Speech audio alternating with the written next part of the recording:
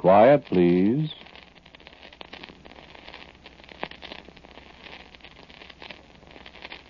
Quiet, please.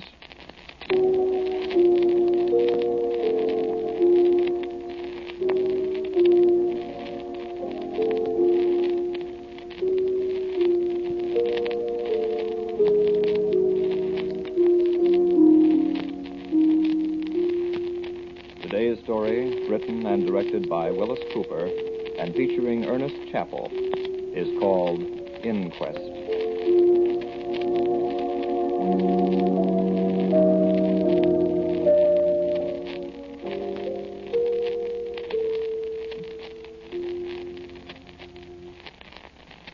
My name is William Ross, and I want to know why I'm here. My dear Mr. Ross, in all cases of violent death, it is customary for an inquest to be held. Surely you know that, don't you? Well, who are those people? The jury, Mr. Ross. And if you're wondering, my office is that of coroner. Now, may we proceed, please? Well, now, wait a minute. I want to know what these people are wearing those funny clothes for. They look more like a masquerade than a coroner's jury. You are referring to the gentleman in kilts? Well, him and the others, too. Well, who is he? Will you identify yourself to Mr. Ross, please, sir? My name is Duncan. What's the idea of the Scotch outfit? Sir, I'm a Scot. These are my usual garments. Thank you, sir. You may be seated again. Mr. Ross? Oh, I think it's a funny outfit to wear at a coroner's inquest. Your garments may be quite as unusual to some of the members of the jury as theirs are to you, Mr. Ross. I must look pretty funny, then. That is a matter of opinion, Mr. Ross. Shall we begin? I want counsel. That will not be necessary, sir. This is not a court of law, but an inquiring body whose function it is to determine the causes of death in the case. Well, you find it was justifiable homicide, brother. I'm telling you. We shall see. You were on bad terms with your sister and your brother-in-law? They were on bad terms with me. I see. This is a state of affairs that has existed for some time? Long enough. How long? Since before she married him. And they were married? Just a few months. They'd been married just a few months when this thing happened. When the murder took place. We call things by their right names here, Mr. Ross. Well, you haven't proved anything yet. We shall. You'll find it was self-defense. All in good time, Mr. Ross. Well, you'll see. Go ahead. Go ahead, ask me questions. Very well. You'll tell the truth, the whole truth. And nothing but the truth. Yeah, I know.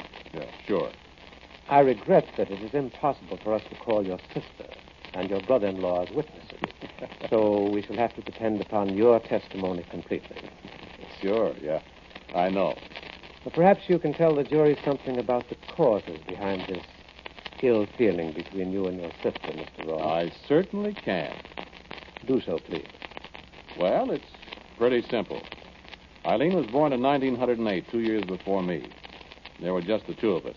I understand your parents were wealthy, Mr. Ross. Yes, they were. That's part of it, too. I suspected it was. Go on. I haven't got any money. But what's he laughing at? Well, none of the people who come here to testify ever have any money, Mr. Ross, for one reason or another. Well, that's not funny. I agree with you, Mr. Ross. Kindly refrain from unseemly mirth, gentlemen. Go on, sir. Well, our parents were drowned in the wreck of the Vestas. When was that? 1927? 1928. Yeah, that's right. 28. They left everything to us. Quite a lot of money. Yes. But there was a catch to it.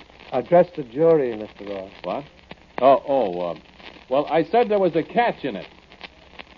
We weren't to get all the money right away. We were both underage, you see. Eileen was 20 and I was 18. Will you speak up, please? All right. We got $5,000 a year at first, and we were to get the rest of our shares when we came of age. That was a considerable amount, Mr. Ross? It was. So I was supposed to wait 3 years. Eileen got hers the next year in 1929. I had to wait. Did you wait, Mr. Ross? Yes. Well, I waited till Eileen got her share. I mean, after all, it was our money. It wasn't fair for Eileen to have that much and me not have a cent. Was it? We're not here to judge such things, Mr. Ross. This is a coroner's jury. Well, you see what I mean. Go on, sir. So I saw people making money that year hand over fist. All you needed to make money was some money to start with. And I didn't have any. What about your 5,000? I lost that. Gentlemen. Well, I borrowed money from her. I mean, I didn't borrow it either. I showed her how I could make a lot more money for her by just investing her money. But I don't want any more money, William. I told her if I had my money, I'd put it into investments and double it or triple it. But she just smiled at me. She had the most aggravating smile I've ever seen. No matter what I'd say, she'd shake her head and smile at me. Was that when you forged her name, Mr. Ross? I don't think that's forgery. Well, of course, I'm no judge. You promised to speak the truth, you know, Mr. Ross. Well, I signed her name to a bank draft, sure.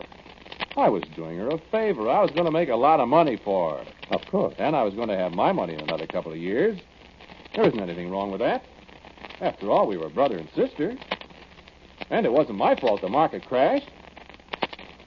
Was it? Of course not, Mr. Ross. Well, of course it wasn't. Just for the record, Mr. Ross, how much did she lose? All her money. Well, not all of it right away. There was about $65,000 on the draft, you see, but when the market started to slip, there was margin that we had to get up, you see. I explained to her in words of one syllable how if we didn't put up margin, we'd lose everything we'd invested. Well, that's where the rest of it went. Of course, you couldn't put up your own money. How could I? It was tied up in government bonds and things like that for another year. I couldn't touch it. I explained that to her. And she was still unreasonable. Well, I should say she was. A thief. A despicable thief. Called me names. Get out of here and never come back. Tried to throw me out of her house. Not even a place to live. She changed her tune when I pointed out she didn't have a house to throw me out of, though. Oh, brother. Oh, was that a battle. That was when when her arm was broken? Well, how did I know she was going to fall down? I just gave her a little push, pushed her away from me. Women are so delicate. It's too bad, though, really, that her arm was permanently deformed. Yeah, it certainly was. But is that my fault?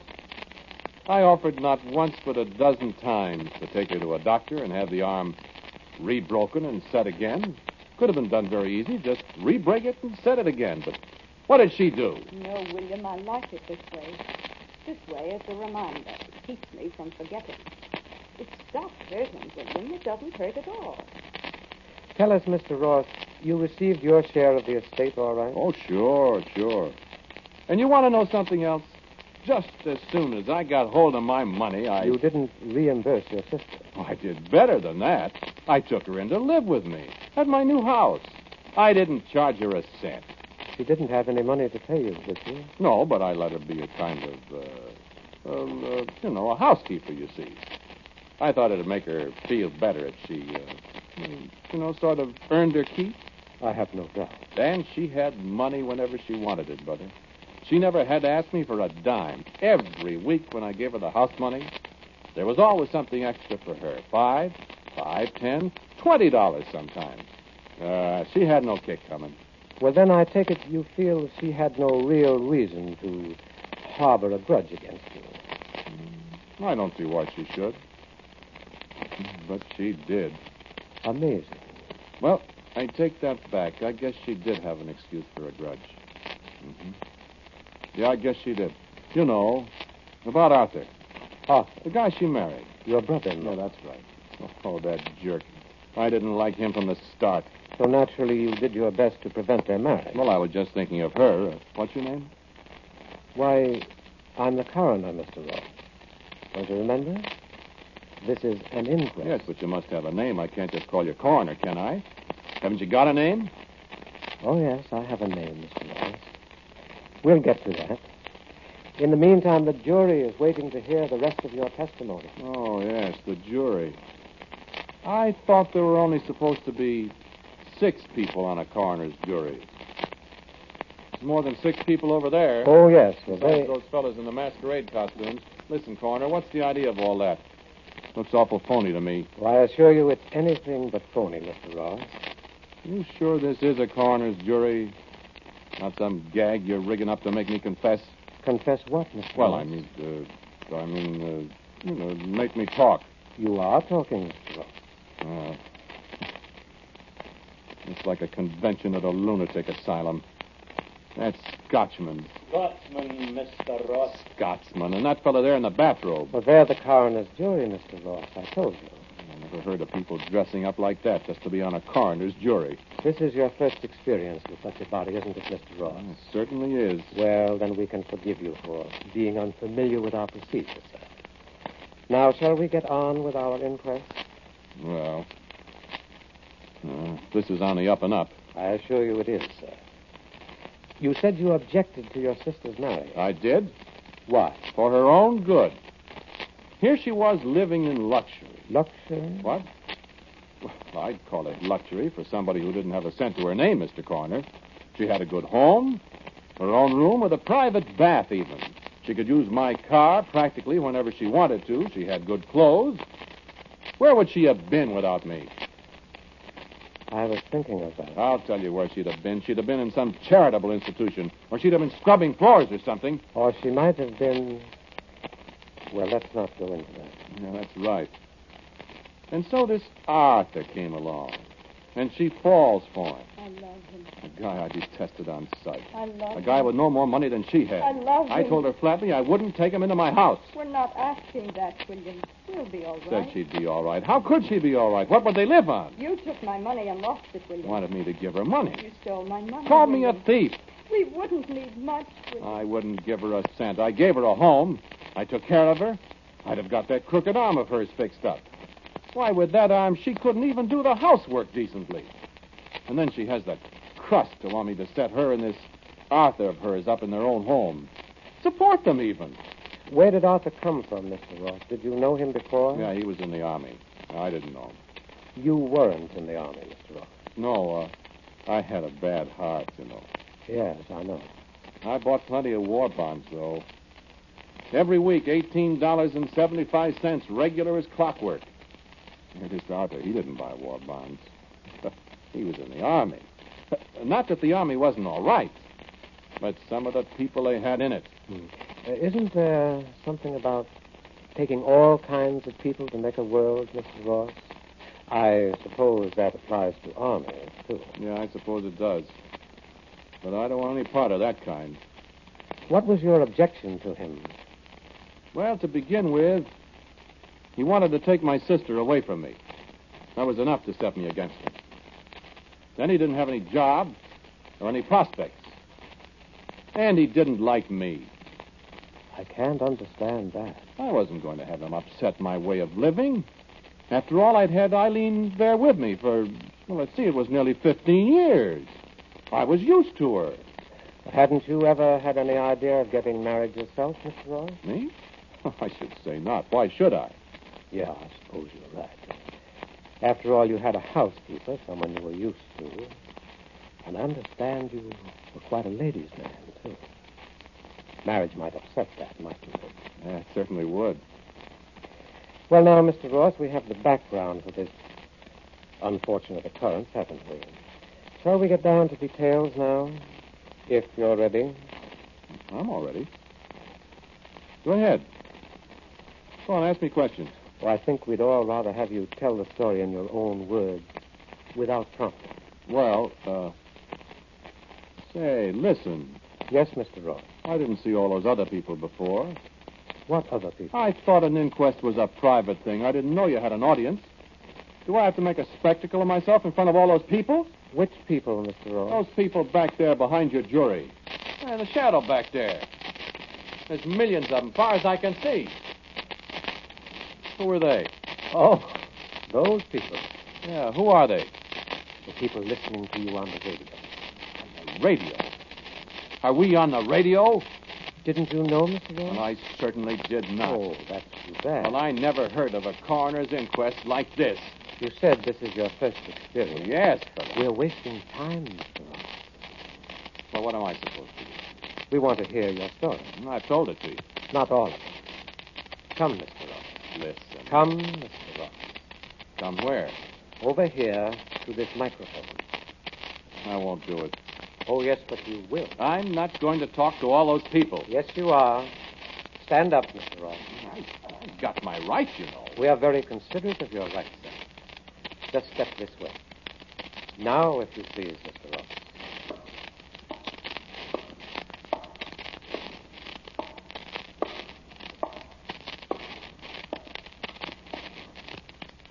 Where do you want me? Right here, if you please, Mr. Ross.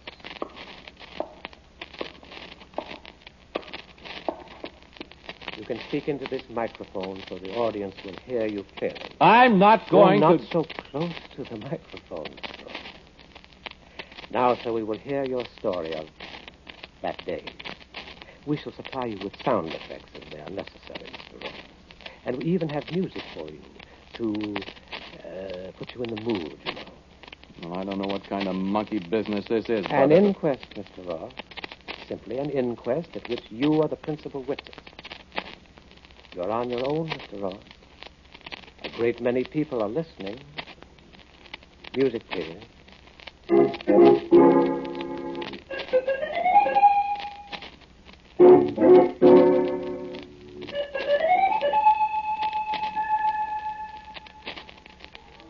Go ahead, Mr. Ross.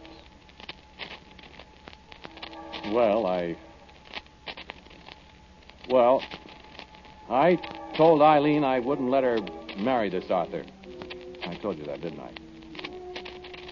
After all, I've taken care of Eileen for all those years.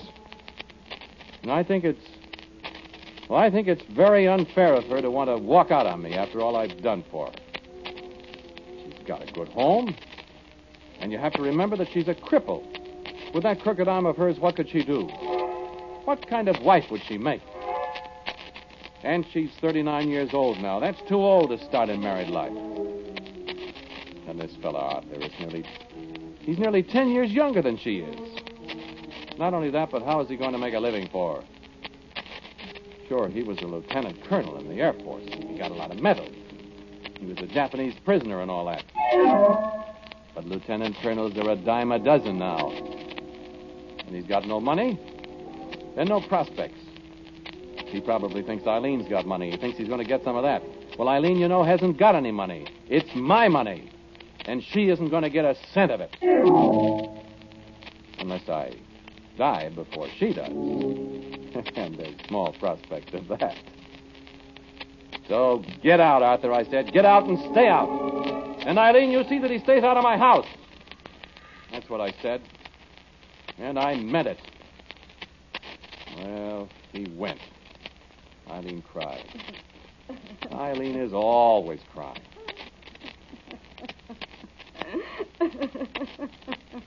What's that? What's that noise? That's a sound effect, Mr. Ross. Perhaps you'd better listen to it a moment. Sounds like Eileen crying. Listen, Mr. Ross. I won't give you up, Arthur. I won't. Can't be Eileen. You said that... A sound effect, Mr. Ross. Listen. Dear, don't, darling. There'll be a way out somehow. We'll work it out. He'll have to let Oh, but Arthur, how can we? He's got to help us. I know. Isn't there some way we can talk to him into doing something? He can't do this to me. Darling, if he won't let me have some of the money he stole from me, how can we? Oh, I hate him. I hate him.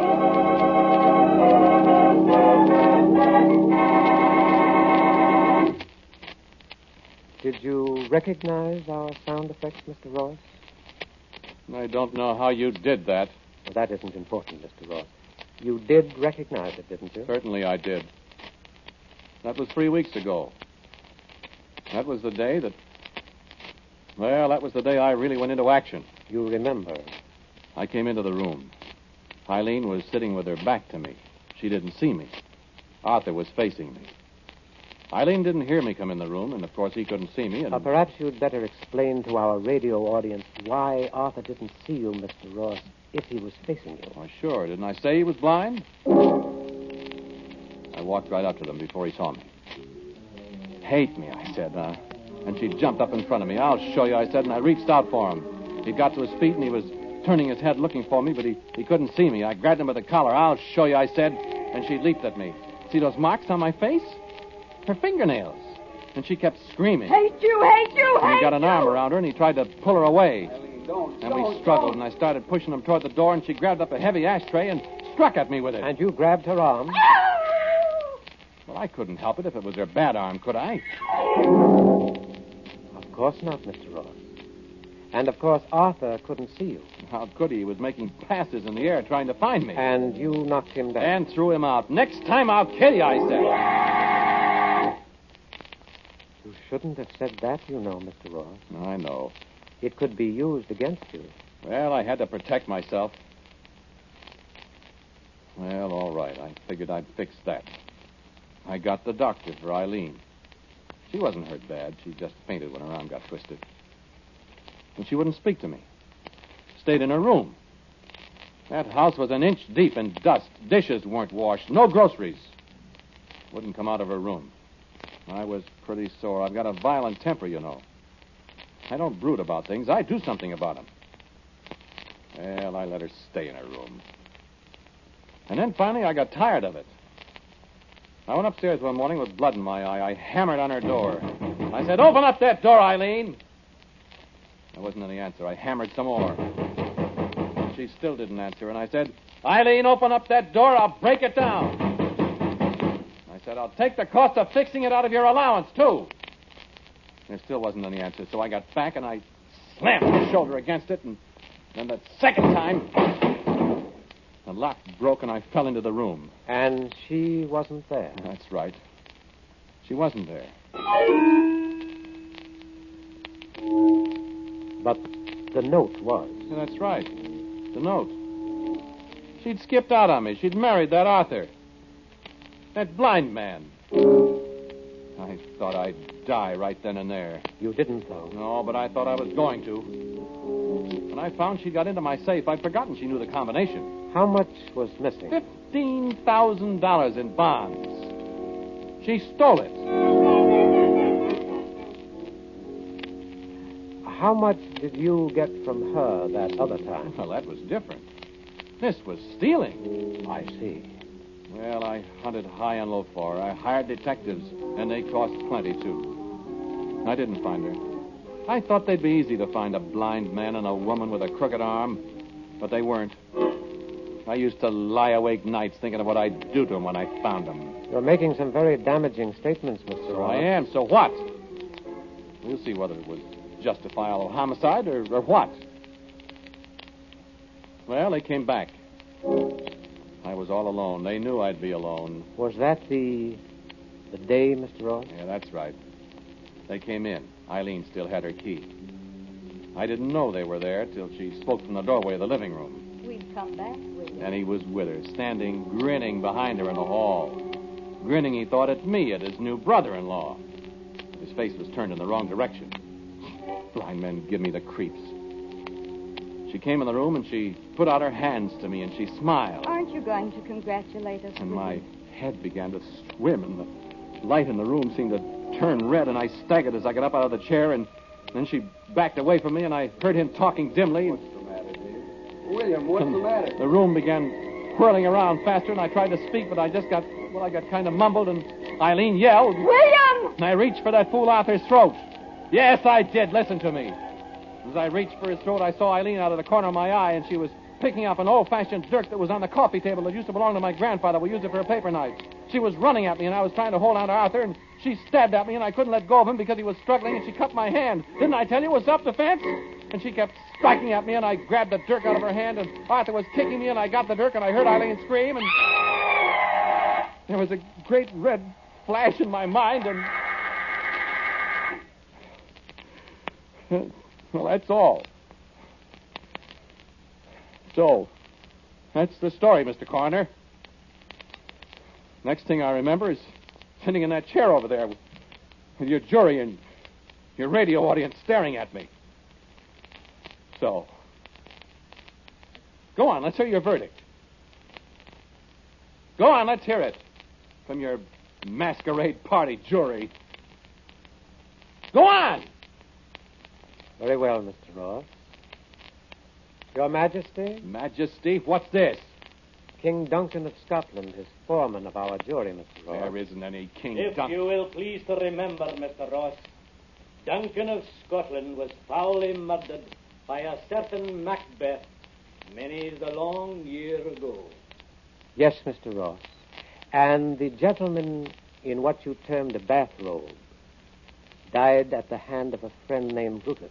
Aye, and the gentleman in the red cap was done to death by a snip of a girl named Charlotte Corday in 1794. What are you talking about, you... Yes, Mr. Ross, these gentlemen are your peers. All murder victims at one time or another. What kind of a masquerade? I assure you, this is no masquerade, Mr. Ross. Just one thing. Your sister and your brother-in-law did not die. Well, then, what's all this about? Your Majesty, the verdict, if you please. Guilty of murder, Mr. Coroner. Murder? But you said they didn't die. No, Mr. Ross. They didn't. But you did. Your heart, remember? And now I think you are my property, sir.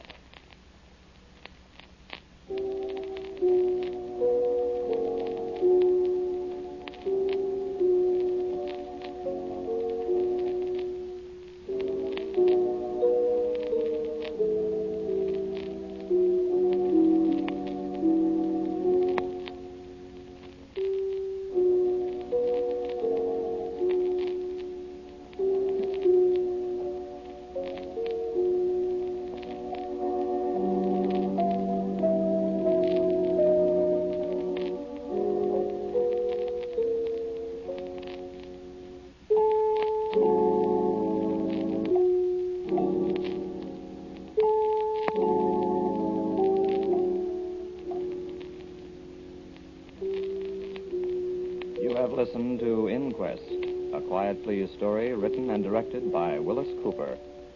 The man who spoke to you was Ernest Chappell. And James Van Dyke played the coroner. King Malcolm was Pat O'Malley. Eileen was played by Sylvia Cole. And Arthur was John Morley. Music was composed and played by Gene Perazzo. Now, for a word about next week's Quiet Please story, here is our writer-director, Willis Cooper. Next week's story is the adventure of a writer and the characters that he creates. It's called Bring Me to Life.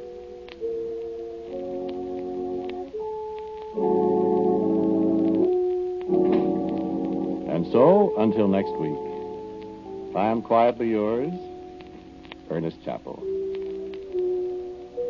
This program came to you from New York. This is the Mutual Broadcasting System.